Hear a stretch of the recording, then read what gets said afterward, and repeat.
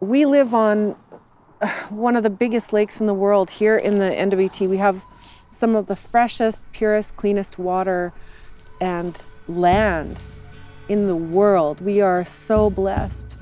We're very unique in that way. This world is highly populated. There's lots of spaces that there's no wild space at all. So if we can realize that role as stewards and guardians of our land and water, that can be an example for the rest of the world to make that shift that we so badly need. Danete sezi lila gilde seriti ejon sombake keneshon ejon sombake tekinde se no sindi keni gilde satu gotine se ta bil gilde molanene keneshon. My name is Lila Gilday, and I'm a singer-songwriter. I'm from the Dene Nation. I was born here in Yellowknife, Northwest Territories, also known as Denendeh. My parents are my mom is Satu Gotine, so from the Satu area of Denendeh, which is a bit further north of here. And my father is Bill Gilday. He's a settler from the south. I'm a proud member of the Dene Nation. And to me, being Dene is about being connected to the land and to my community as well. Well, I was born here in Yellowknife, but I was actually raised in a small Tlichon community just about an hour outside of Yellowknife, which is named by the name of Edzo. And it's a very small community of like 200 people, even smaller back then, I think. I was born, and then because there's no doctors there, they came into Yellowknife, and then we went back to our home in Edzo. My parents were teachers at that time. My mom went through the teacher program here in Yellowknife, and my dad moved up from the south. Yeah, Edzo was a beautiful place to grow up, really close to the land. Our front yard like faced into the forest, and we were out there every single day, no matter the weather. Like it was just an extended part of our house, I guess. My dad used to hunt quite a bit before the caribou ban.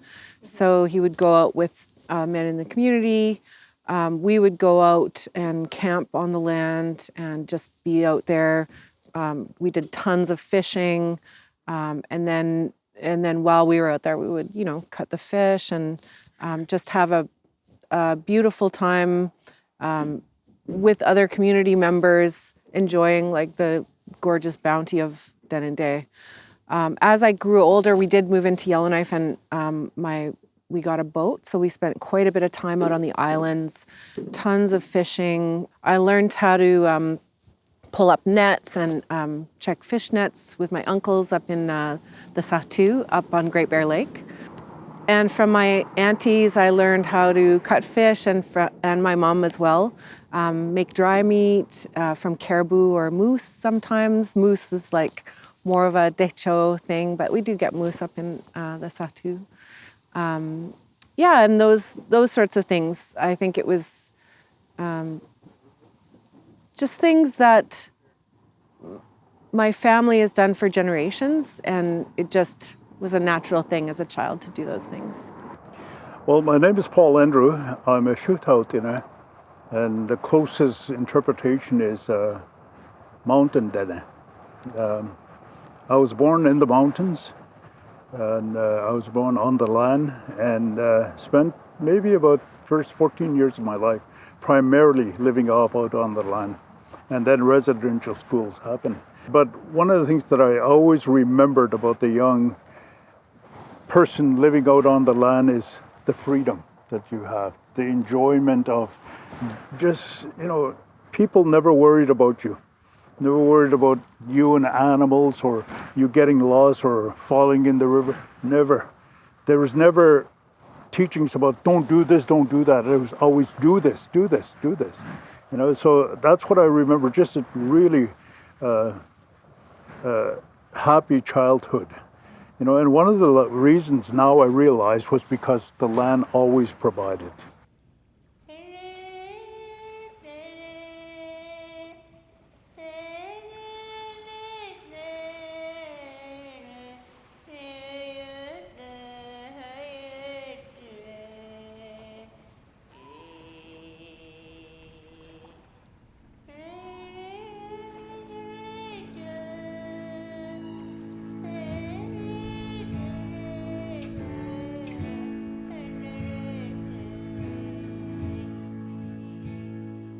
I started out actually singing when I was a very little baby. My dad is a musician, so he raised all three of us, my brother, my sister, and myself, singing.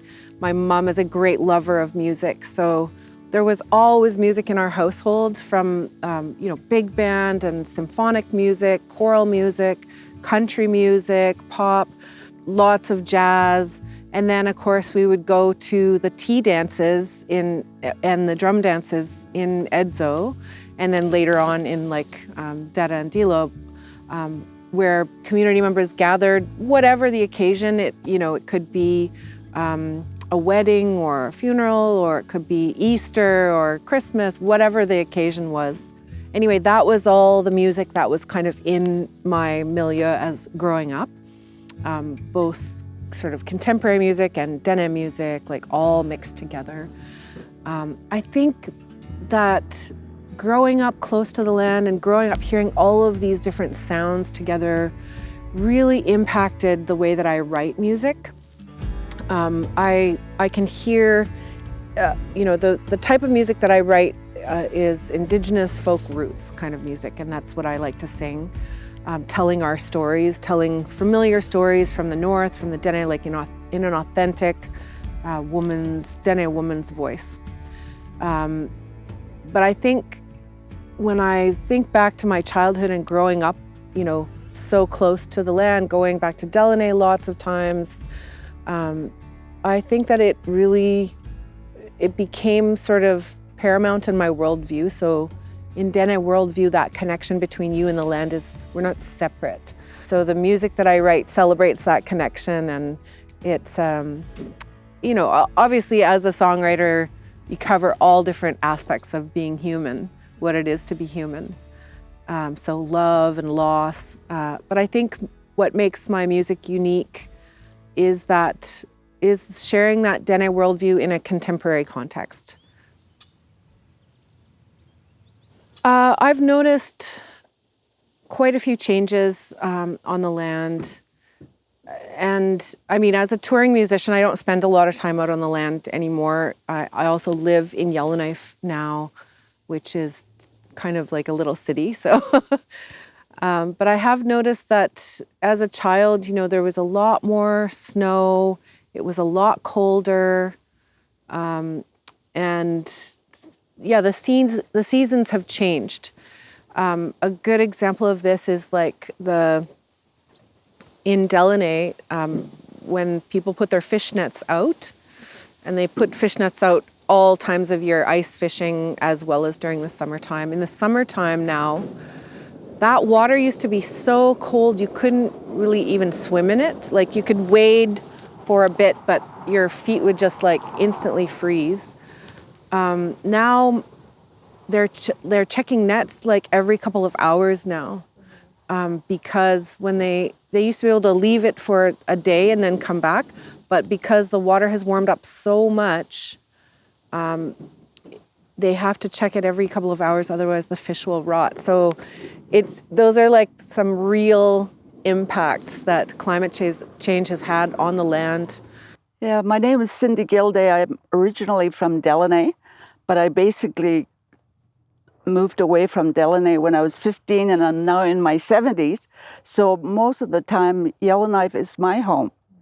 I spent probably about 40 years on Aboriginal rights issues, and they're intricately linked to Aboriginal rights and culture and way of life on the land. We face pretty tough fights in Canada to get our rights recognized in the Canadian Constitution. It's intricately linked to the right to harvest on the land. And so we're facing pretty tightly organized animal rights groups all across the country. But fortunately for us, the Dene took a real strong leadership in that fight for Aboriginal rights in the Canadian Constitution. So because I served under 3 Dene Nation president as a communications person, so I got to know a lot of the chiefs across Canada. Well, this would be over 50 years ago, maybe about 55 years ago. I remember an elder and I were working out on the land, And he said, you know, you look at the leaves, there's something different about it. And I couldn't make that distinction. And he said, you can see it in the water. And he said, all you got to do is go like this on the leaf and you will be able to pick it up. There's something different. And the same with the water. You take a water and you pour it out of a cup and you will see what is left behind. He said it never used to be like that. At that time, I didn't have the capabilities of recognizing those kind of stuff. But because of the very intimate relationship that elders had with the land, with everything around there, they were able to identify about 55 years ago what was happening out on the land. And ever since then, you know, on a regular basis, they have talked about the things that happens. You know, there's animals coming around here and further north, and we're talking about in the Arctic Ocean area, where animals that have never been are coming part of it. In Dailini recently, you know, on Great Bear Lake, there was a couple of polar bears that came in. Those people there had never seen a polar bears. Climate change is real, and we have to come to terms with the reality that we're living in right now. We need to change our habits, and we need our multinational corporations, all of these big conglomerates, to embrace green energy and stop depending on non-renewable resources to push growth forward. Unchecked growth is not the way of balance. It's not the way of the Dene. You know, we always took what we needed, and the land gave us what we needed to live. We lived in balance. We lived in balance, and that was the key. We raised enough money through Assembly of First Nations and Dene Nation to take 150 chiefs from straight across the country to London. And so I organized them. Fortunately, my last name is Kenny, so every time I phone an MP in British Parliament, they would assume that I'm Irish. So I took advantage of that and lined up all the chiefs in teams to meet with every MP that would accept our invitation to meet. So we developed a big campaign in London itself, and we won. They struck down that legislation that were being pushed by animal rights sources, even pretty big superstars in English screens.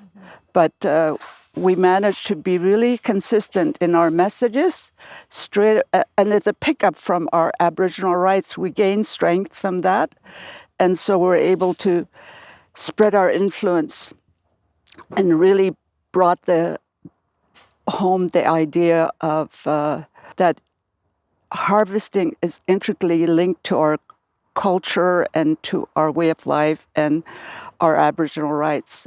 We rely on those animals for survival, and you know, it's a different.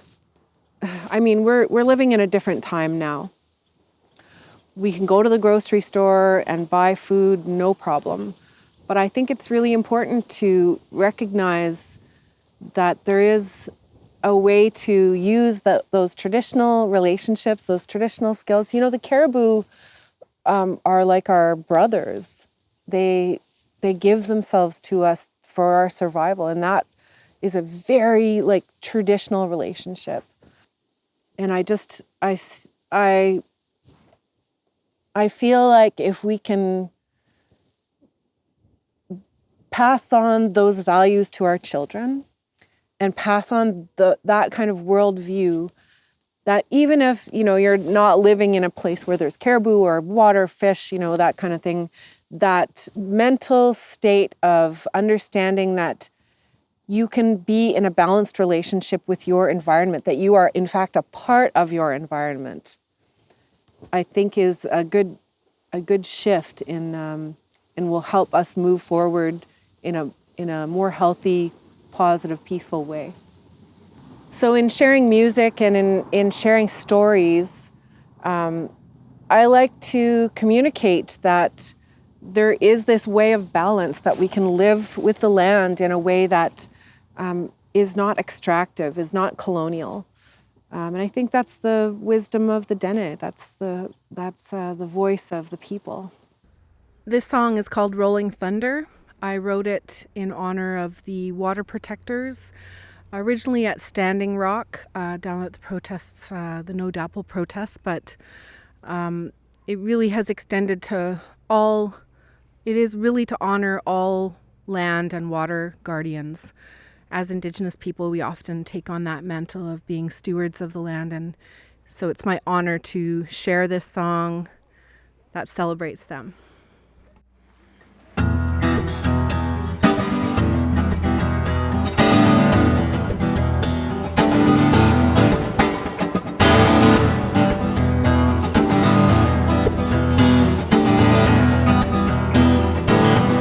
There's a rolling thunder in the sky, coming on, yeah, yeah, drawing nigh. You can feel it crackle at the base of your spine. Hear them ring, yeah, yeah, war cries. It's the sound of the people, people rising, rising up, rising up. It's the sound of the people, people rising, rising up.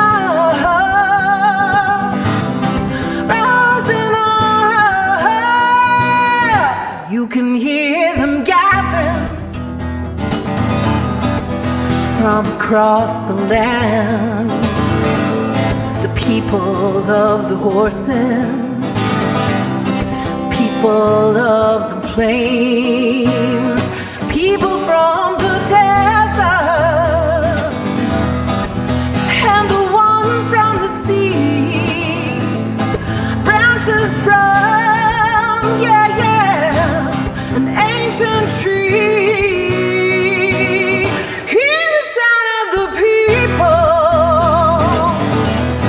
people rising, rising up, rising up.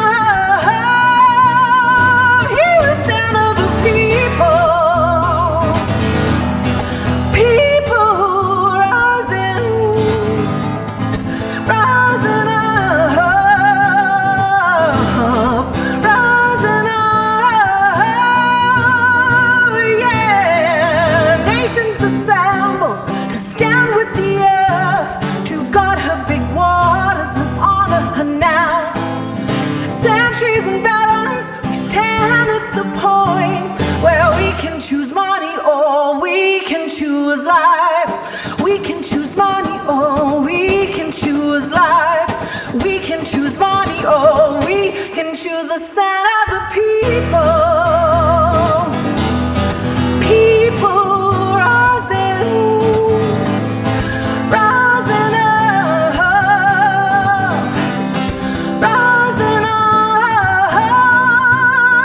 Choose the sound of the people. People rising, rising up, rising up,